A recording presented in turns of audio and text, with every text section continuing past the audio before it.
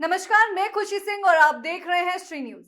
गर्मी का मौसम आते ही तापमान में वृद्धि होने से कई स्वास्थ्य समस्याएं उत्पन्न हो सकती हैं और गर्मी के बढ़ते असर से बचने के लिए पानी ज्यादा से ज्यादा पीने का सुझाव भी दिया जाता है। और इसी बीच हमारी सहयोगी प्रज्ञा पांडे ने नगरीय प्राथमिक स्वास्थ्य केंद्र की डॉक्टर रोमाना से गर्मी में बढ़ते स्वास्थ्य समस्याओं को लेकर कुछ खास बातचीत करी है। चलिए आपको दिखाते हैं उनकी एक खास रिपोर्ट।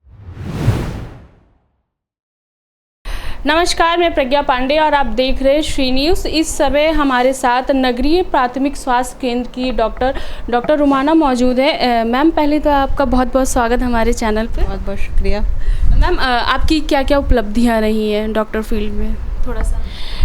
मैंने एरा से MBBS किया है और मैं पिछले 8 सालों से UPSC राजेंद्र नगर में मतलब गवर्नमेंट जॉब में मैं हूँ। और 2020 से जब कोविड टाइम था तब मेरा यहाँ पर जो है ट्रांसफ़र हुआ था, तब से मैंने यहाँ का चार्ज संभाल रखा हुआ है। कोविड वैक्सीनेशन और कोविड से जितनी भी एक्टिविटीज़ थी वो हम लोगों ने अपने एरिया को कवर किया। जैसे मैंने ऐशबाग का होम आइसोलेशन के नोडल के तौर पे भी काम किया। अपने एरिया में वैक्सीनेशन जो था कोविड वैक्सीनेशन, उसके लिए अवेयरनेस और अपने सेंटर पे वो कंडक्ट करवाया। ये सारी चीज़ें एक्टिविटीज़ हम लोग के मैंने जब यहाँ पे ज्वाइन किया तो उस वक्त मैंने करवाया। मैम, जैसे कि गर्मियों का मौसम चल रहा है और इस समय देखा जाए तो टेम्परेचर बहुत हाई रहता है। ज़्यादातर मैम लोगों को क्या चीज़ की एहतियात बरतनी चाहिए, किस चीज़ से बचना चाहिए? देखिए, गर्मी के मौसम में सबसे ज़्यादा ज़रूरी ये है कि आप डिहाइड्रेट ना हो। पानी की उचित मात्रा में पानी पीना बहुत ज़रूरी है।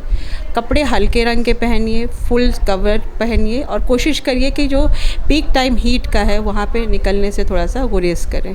जैसे आप दोपहर का टाइम ना बाहर निकलें, सुबह और शाम में काम करें और कवर रहें पूरी तरीके से और पानी पीते रहें। पानी की कमी नहीं होनी चाहिए। पानी वाले फल जैसे तरबूज है, खरबूजा है, जो आजकल मिलने हैं हम लोग को, उनको अपनी डाइट में शामिल करना चाहिए, जिससे पानी का इंटेक हमारे मतलब बदन में पानी की कमी ना हो। बस मैम, एक चीज़ और मैं जाननी थी, गर्मी का मौसम है और जैसे कि गर्मी का मौसम में पसीने की दिक्कत बहुत होती है लोगों को। कुछ लोगों को ज़्यादा सेटिंग होती है, कुछ लोगों को कम सेटिंग होती है और फंगल इन्फेक्शन का बहुत ज़्यादा इसमें इंक्रीमेंट होता है। उससे कैसे लोगों को बचना चाहिए? देखिए, फंगस के लिए सबसे बड़ा जो सोर्स होता है वो होती है नमी। तो नमी से हम लोगों को मतलब ये कि जैसे आप ये कि अपने जो भी रोज़ तो आपको नहाना है, ठीक है, जो आपके कपड़े हैं उन्हें आप रोज़ चेंज करिए। कोशिश ये करिए, ख़ास करके अंडरगारमेंट्स जिसको हम लोग ज़्यादा अहमियत नहीं देते, उनको आपको जल्दी चेंज मतलब रोज़ आप चेंज करिए। अगर बहुत ज़्यादा स्वेटिंग हो तो आप मॉर्निंग और इवनिंग में चेंज करते हैं। मतलब बेसिकली अगर आप अपने बदन में नमी को कम कर सकते हैं, ड्राई रखेंगे उस पार्ट को, जैसे आपने पाउडर वगैरह यूज़ करके या कपड़े चेंज करिए या कॉटन के बिल्कुल प्योर कॉटन के कपड़े पहन करके, कि आपकी स्वेटिंग जो हो वो उसमें अब्जॉर्ब हो गई और आप उसको चेंज करते रहे, तो इस फंगल इन्फेक्शन से आप बच सकते हैं। मैम, जैसे कि प्राथमिक स्वास्थ्य केंद्र है, सबसे ज़्यादा आपके पास किस चीज़ के पेशेंट आते हैं? क्योंकि क्या है, फर्स्टली जो हम एडवाइजरी कह सकते हैं, फर्स्टली जो हॉस्पिटलिटी चीज़ें होती हैं वो हम प्राथमिक चीज़ों से ही गुजरती है। देखिए, हम लोग के पास आपने जैसे अभी आपने कहा ना, गर्मी का मौसम है, फंगल इन्फेक्शन, डिहाइड्रेशन की बहुत ज़्यादा गर्मी लग रही है या स्वेटिंग लोगों को जैसे होता है ना कि जब हीट स्ट्रोक होता है तो स्वेटिंग बंद हो जाती है। तो हमारा काम सिर्फ होता है कि उन लोगों को सेटल करना। मतलब ये है कि वो आ रहे हैं अगर हमारे सेंटर पे तो उनको ये चीज़ क्लेरिफाई करना कि देखिए, आपको जैसे ORS का पैकेट्स प्रोवाइड करना।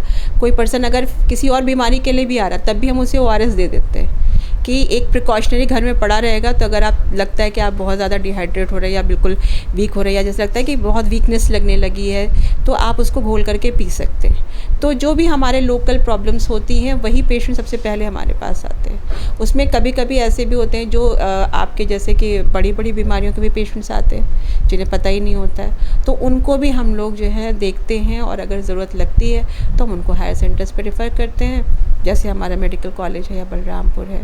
और अगर ज़रूरत नहीं है तो अपने सेंटर्स पे भी उसके लिए जो मेडिसिन प्रॉपर हैं हम लोग, जैसे कि आपको किसी को मान लीजिए कि फोड़ा हो गया है तो उसका हमारे पास है कि एंटीबायोटिक्स वगैरह है वो दिया गया, सेटल हो गया, बहुत अच्छी बात है। या जैसे फैमिली प्लानिंग से रिलेटेड की सर्विसेज हैं और ऊंचे सेंटर्स पे आप जाएंगे तो बहुत ज़्यादा भीड़ होती है, तो काउंसलिंग जो वाला पार्ट है वो हमारा स्ट्रॉन्ग है कि हम उसको ये बताते हैं कि देखिए ये ऑप्शंस आपके पास हैं, इनके ये फ़ायदे हैं, इनके ये नुकसान हैं। देखिए, नुकसान तो किसी से नहीं होता, मतलब किसी से कुछ फ़ायदे हैं, किसी से कुछ कम फ़ायदे हैं। तो आपको जो पसंद है या आपको जो सूट करता है उसको आप लेना।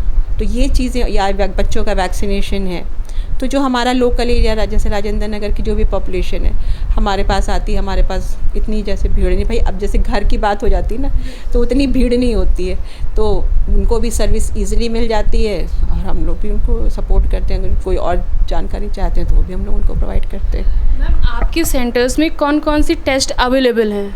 देखिए हमारे पास ANC प्रोफाइल पूरा अवेलेबल है। ANC प्रोफाइल का मतलब होता है कि गर्भावस्था में होने वाली जांचें, जैसे हीमोग्लोबिन है, ब्लड ग्रुप है और HIV है, HbCG है, VDRL है, यूरिन में शुगर का टेस्ट करना, प्रोटीन का टेस्ट करना, और अब हमारे पास नई मशीन भी एक प्रोवाइड की गई, उसमें हम लोग CBC भी करने लगे हैं।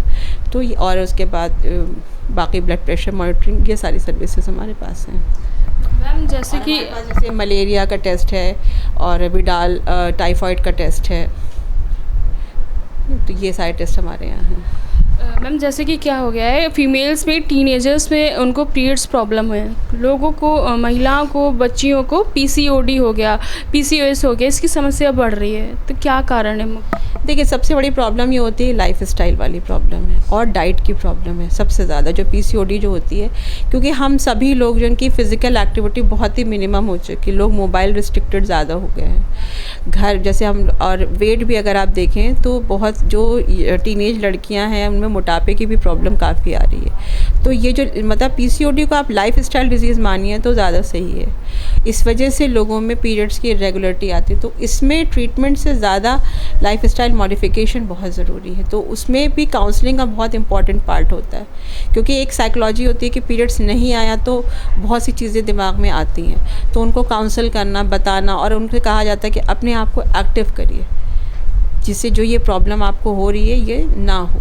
तो उसके लिए वेट कम करना और फिज़िकल एक्टिविटी बढ़ाना, कोई स्पोर्ट्स है या कुछ है, और उसके बाद थोड़ा बहुत मेडिसिनल सपोर्ट की भी फिर ज़रूरत पड़ती है, तो वो प्रोवाइड की जाती है। एक चीज़ मैम और जानना था कि PCOD में क्या होता है, डॉक्टर पिल्स लिख देती हैं कि आपको पीरियड्स नहीं आ रहा है, ये खाएंगी, या कुछ समय का वो अंतराल का वो टाइम पीरियड होता है, मेडिसिन खानी होती है, उनको पीरियड्स आते हैं जब तक वो मेडिसिन खाती हैं, और फिर कुछ समय बाद उन्हें नहीं आता है। क्या इन पिल्स का कोई हम कह सकते हैं? देखिए मैंने आपसे कहा ना कि जो PCOD होती है उसमें बहुत सारे अंडे जो है एक साथ बनने शुरू हो जाते हैं। तो एक टाइम जो नॉर्मल साइकिल ये होता है कि पीरियड्स के मान लीजिए 28 डेज़ का साइकिल है, तो 12 से लेकर 16 डेज़ के बीच में ओव्यूलेशन होता है। मतलब बहुत सारे ओवास मैच्योर होना शुरू होते हैं, जो अंडे मैच्योर होना शुरू होते हैं, लेकिन उनमें से सिर्फ एक होता है जो फुली मैच्योर होता है और वो रप्चर हो करके बाहर निकलता है। अगर प्रेगनेंसी हो जाती है उस दौरान तो पीरियड्स नहीं आते, और अगर प्रेगनेंसी नहीं होती है तो ये ओवा लॉस्ट हो जाता है, तो और उसके बाद फिर 14 डेज़ के बाद 15 डेज़ के बाद ब्लीडिंग शुरू हो जाती है। तो ये जो चीज़ होती है जब PCOD की सिचुएशन होती है कि जो मैच्योरिटी वाला लेवल है वो एक फॉलिकल का नहीं आ पाता, एक अंडे का नहीं आ पाता, बहुत सारे अंडे एक साथ बनते रहते हैं, तो वो सारे होते हैं ना कि मैं निकलूँगा, उस चक्कर में कोई नहीं निकल पाता और वो ओव्यूलेशन नहीं होता। तो पीरियड्स जो होते हैं ना, वो जो शेडिंग ऑफ एंडोमेट्रियल लाइनिंग होती है, मतलब जो पीरियड्स के लिए जो एक बिस्तर तैयार होता है एक प्रेगनेंसी के लिए, जो एंडोमेट्रियल लाइनिंग होती है वो बढ़ती है जिससे कि वास्कुलरिटी बढ़ती है, तो वो शेडिंग नहीं होती, क्योंकि उसको लगता है कि अभी अंडा आएगा, या उसको ये लगता है कि अंडा निकल चुका है, फर्टिलाइजेशन हो गया, इम्प्लांटेशन होगा, तो इस वजह से वो शेडिंग नहीं होती। तो पीरियड्स जो होते हैं वो मिस हो जाते हैं, 1 महीना मिस हो गया, 2 महीना मिस हो गया। लेकिन जो ये हम लोग OCPs देते हैं उससे थोड़ा सा ओव्यूलेशन में भी हेल्प करता है, और मतलब ओव्यूलेशन की तो हेल्प नहीं करता, मतलब ये कि वो जो एक साइकोलॉजिकली हमें लगता है ना कि पीरियड्स नहीं आ रहे हैं, तो वो एक साइकोलॉजिकली इंसान को रिलैक्सेशन रहता है कि चलो पीरियड्स आ रहे हैं, और वो धीरे धीरे साइड बाय साइड उसका ट्रीटमेंट आपका चलता रहता है। क्योंकि कभी कभी एनोवुलेटरी साइकिल्स भी होते हैं, मतलब ओवा नहीं निकलता तब भी पीरियड्स आते हैं, तो वो OCPs उसमें हेल्प करती है। लेकिन ट्रीटमेंट कहते हैं एक सपोर्टिव ट्रीटमेंट के तौर पर है, इसमें जितना भी ट्रीटमेंट है सब सपोर्टिव है, क्योंकि अल्टीमेटली जो होता है वो आपके ओवरी या सेल्स में जो एक रेजिस्टेंस डेवलप होता है जिसकी वजह से PCOD डेवलप हो रहा होता है, वो ख़त्म करना ही सबसे बड़ा इंपॉर्टेंट चीज़ होती है। बाकी ये सारी चीज़ें आपके सपोर्टिव होते हैं, जैसे और भी चेंजेस होते हैं बॉडी, कुछ लोगों के ग्रोथ हो जाती है, हेयर्स की ग्रोथ हो जाती है, तो कुछ एंड्रोजन्स बढ़ने लगते हैं, तो ये सब चीज़ें जो है ना उनको सही करना ज़रूरी होता है, इसलिए वो ऐसा पीरियड्स जो है इरेगुलर रहते हैं और OCP से थोड़ा सा सपोर्ट मिल जाता है। मैम जो डॉक्टर ये मेडिसिन और पिल्स सब्सक्राइब करते हैं, क्या इसके कोई साइड इफ़ेक्ट भी हैं बॉडी में? कि आप एक कुछ महीनों तक लेते रहिए फिर बंद कर दीजिए। कहीं ना कहीं लोगों का कहना है कि इस उनके बॉडी के अंदर चेंजेस भी आए हैं।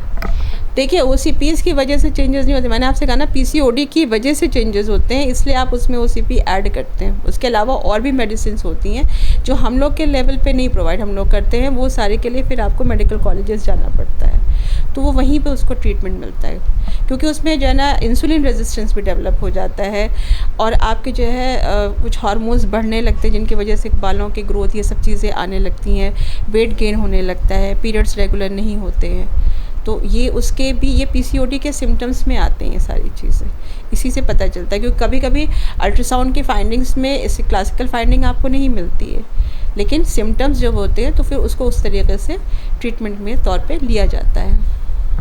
लोगों में मैम एक मिथ भी है कि आजकल कहना है लोगों का लड़कियां जो हैं वो लड़कों की तरह सोच रही हैं, इस वजह से भी उनके अंदर बॉडी में चेंजेस आ रहे हैं, क्योंकि उनका जो मेंटालिटी हम बात कर रहे हैं वो लड़कों की तरह होती जा रही है, पहनावा भी लड़कों की तरह हो रहा है, तो लड़कियों में जो एक कोमल भाव होता था वो भाव नहीं मिल रहा है, ऐसा लोगों का कहना है। जो महिलाएँ हैं, ग्रामीण क्षेत्र की जो महिलाएँ होती हैं, हमारे घर की जो महिलाएँ होती हैं, उनका कहना है कि लड़कियाँ आजकल लड़कियों की तरह नहीं सोचती हैं, इस तरह भी ऐसी बीमारी आ रही है। तो क्या ये एक मिथ है या सच है कुछ? इसका कोई साइंटिफिक प्रूफ नहीं। एक मिनट जैसा प्लीज़, मैं इम्पोर्टेंट।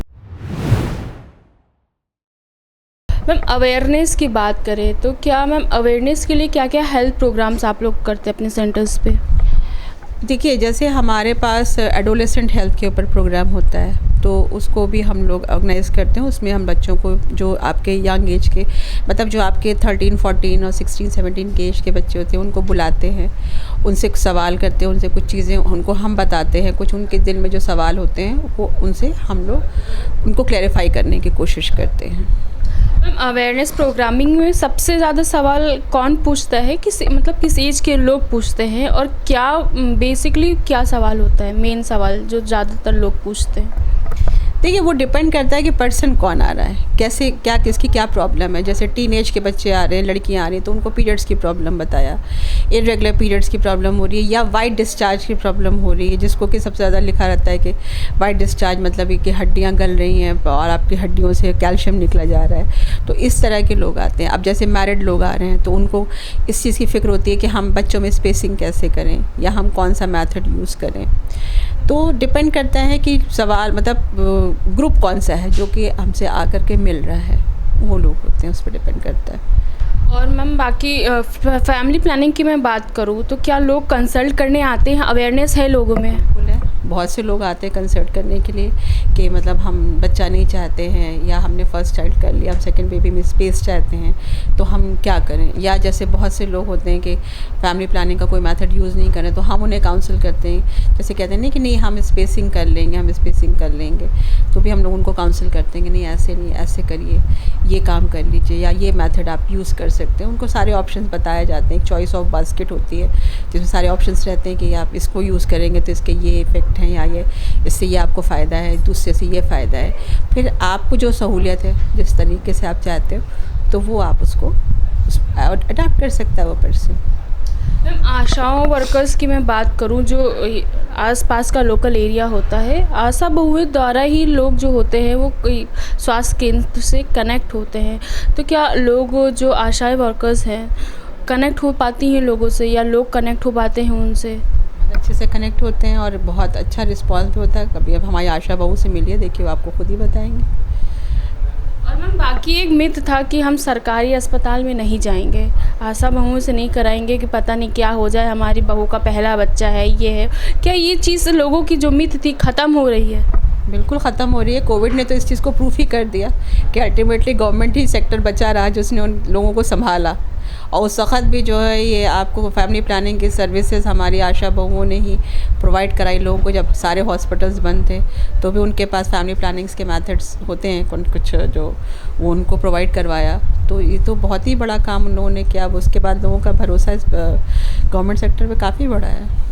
मैम सरकारी योजनाएं कई कई निकलती हैं, तो कौन कौन सी सरकारी योजनाओं का लाभ यहाँ से लोग पा सकते हैं इस सेंटर से? हम लोग के सेंटर पे ऐसे कोई सरकारी योजना का लाभ नहीं मिल पाता, वो उसके लिए आपको बड़े अस्पताल पे ही जाना पड़ता है। हम लोग वहाँ पे भेजते हैं क्योंकि हम लोग का डिलीवरी पॉइंट नहीं है, तो उसके लिए आपको जो होते हैं बड़े ही अस्पताल पे जाना पड़ता है, वहाँ पे मिलती हैं। मैम बाकी प्रशासन की मैं बात करूँ, क्या सरकार द्वारा सारी चीज़ें, सारी जो सुविधाएं हैं यहाँ उपलब्ध कराई जा रही हैं या कोई कमी? जो PSC लेवल की चीज़ें हैं वो सारी यहाँ पे प्रोवाइडेड हैं।